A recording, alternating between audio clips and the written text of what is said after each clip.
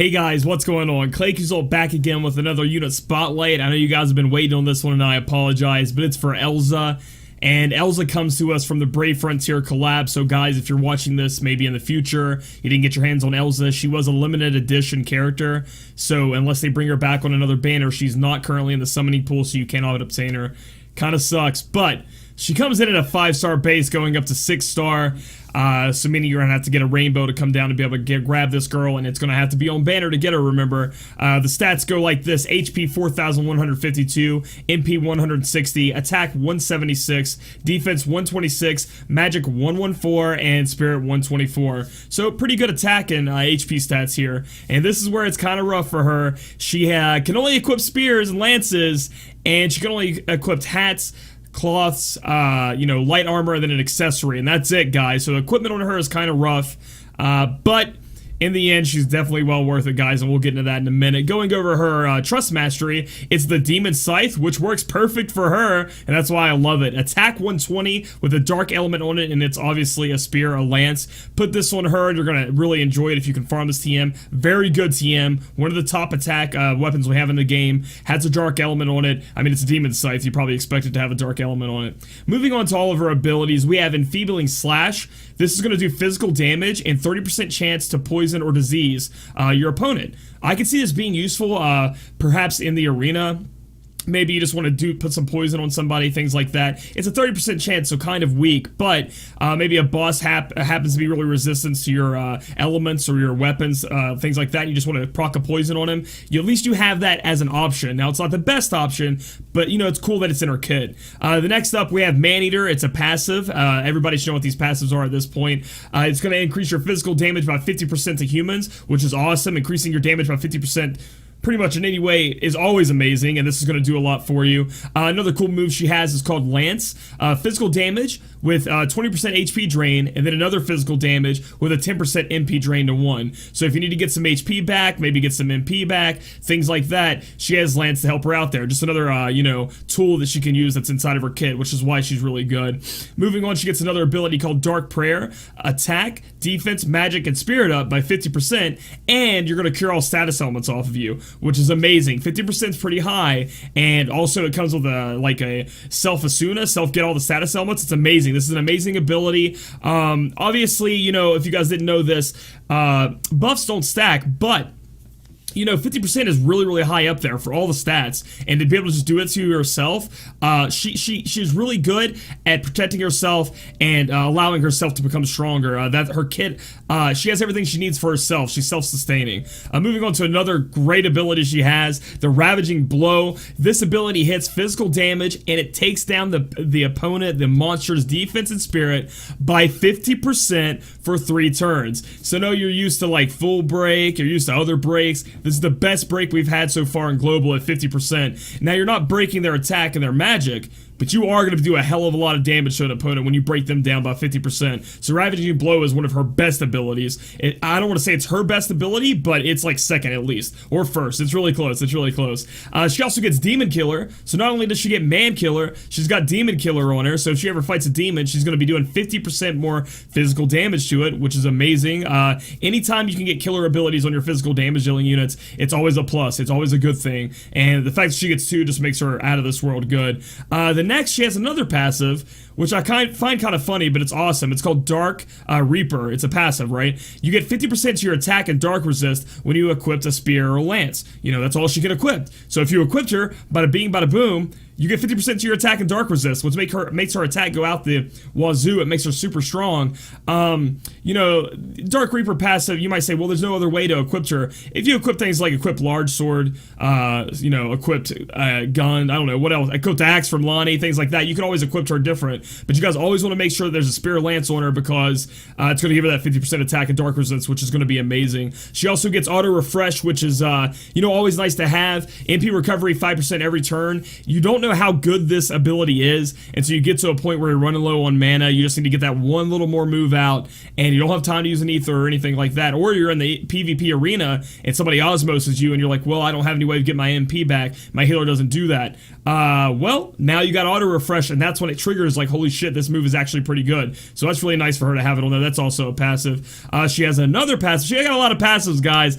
Dark Aegis, plus defense and spirit 30% for 3 turns when she's below 30% HP. So she's gonna she's gonna buff her own stats up, you know, once she gets down too low to try to keep herself alive. And that's going to last for 3 turns. So even if you get her back above 30% HP, that's still going to be on her for 3 turns. Now, the 30% part of this, you know, nothing amazing. Buffs and things like that don't stack. So, you know, if you have cheer, you have, you know, focus, if this is going to do anything. But this is a kind of little fail-safe, just in case you don't have cheer and focus and she drops down there. It's nice just to have, you know what I mean? It's a good mention.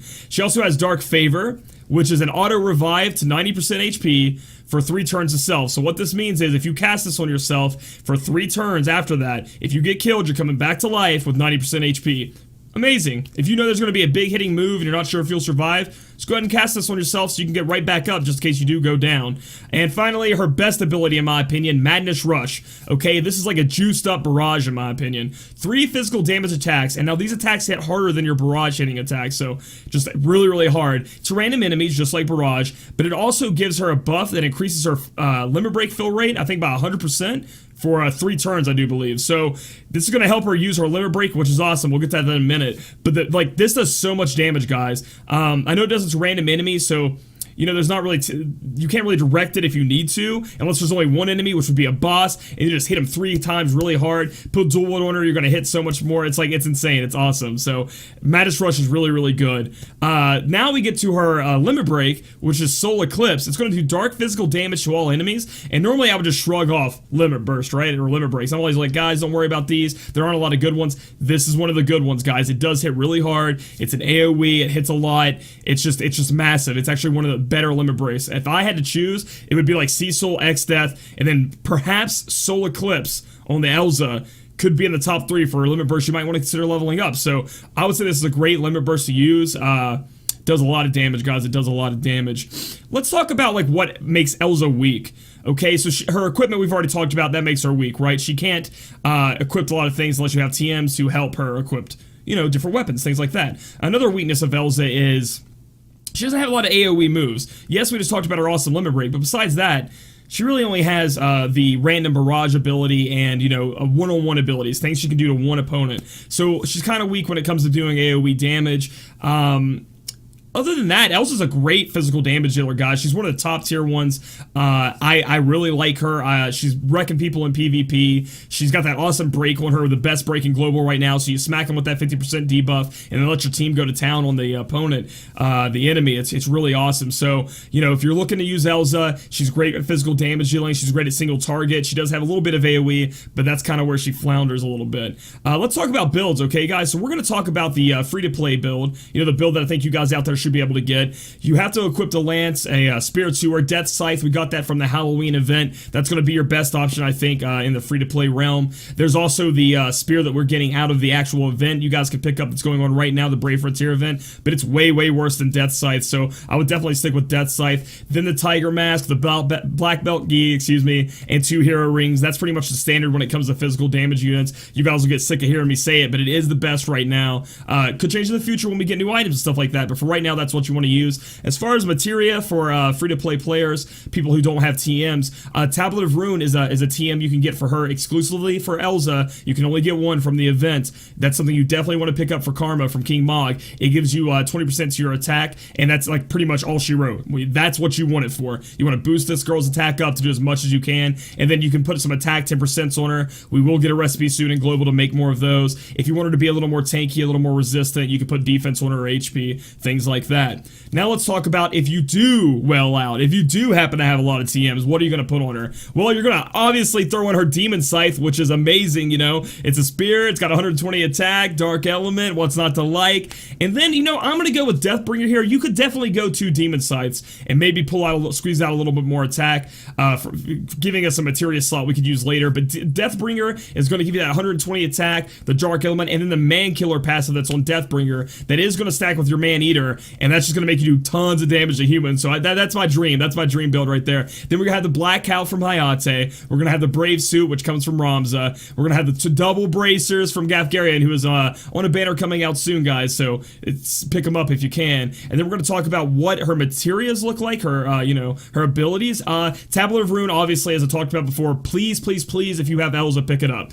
Pick it up. You need it. Obviously, you won't be pulling Elza later on, so you won't be worried about getting it then. So don't get that TM until you get Elza. But if you get Elza, guys, I'm telling you, if you're watching this video, go buy that TM. It's amazing. So you want to equip the Tablet of Rune. I think you want to put a lunge combo on or another attack 20%. Any way to put the 20% buff up on her. Anything. The most you want to put on this person is the most attack you can get. And then you want to equip the large sword on her. That comes from Garland. The reason I'm doing that is so I can equip the Deathbringer. Now this is where it kind of gets muddled. If you have 2 Demon Scythes, that means you have to have 2 Elzas, which is not as far-fetched as like all these other TMs we're talking about here. So, you know, equip large sword, Deathbringer, you know, that's why we need that. And then we have dual wield, obviously, so she can be wielding 2 of these great weapons here. So that's my build. Remember, guys, these builds are just my opinion. They're what I think are best in slot or close to it, what I would build. Obviously, things will change in the future as more TMs and equipment comes out. We talk about this stuff all the time on my Twitch channel. You can find the link down to it below. I stream FFB all the time, and if you guys want to talk to me about it, just let me know. You can join me on there and pick my brain about, you know, builds, things like that. So finally, as we always do, we wrap up with what Esper I would throw on her. Since she's a physical damage unit, you guys are going to get used to me saying Ifrit, because that's going to be the one I'm going to choose. Now, that's for default. Obviously, Diablo stacking with her Man-Eater ability, which would be amazing if the final boss was a human, or a big baddie you had to fight was a human, or even in the arena, you know, you're fighting against humans all the time, so maybe just put Diablos on her if you're using her in the arena. But overall, Ifrit gives you more attack, gives you killer abilities also. So that's like the main plugin. But then there's always situational things like that. So that's Elza in a nutshell. I think she's amazing. She's extremely powerful, and I think she will be for a long time. I think she's gonna keep her stay up at the top here for some time to come. If you like this video, guys, please give it a thumbs up. Comment down below how you feel about Elza or how you're building Elza, and then subscribe for future unit spotlights and content. We'll talk to you guys later. See ya. Walking, and then a turtle who has been practicing racing for a while, I guess. They're both really mediocre, and they're just not the best to pull for. The thing about Gafgarian is when you get hyped for him, then you're hoping, you know, for a 6-star in the future, like the Japanese version got, and his TM is amazing. So that's what you want to know about Gafgarian. Moving on.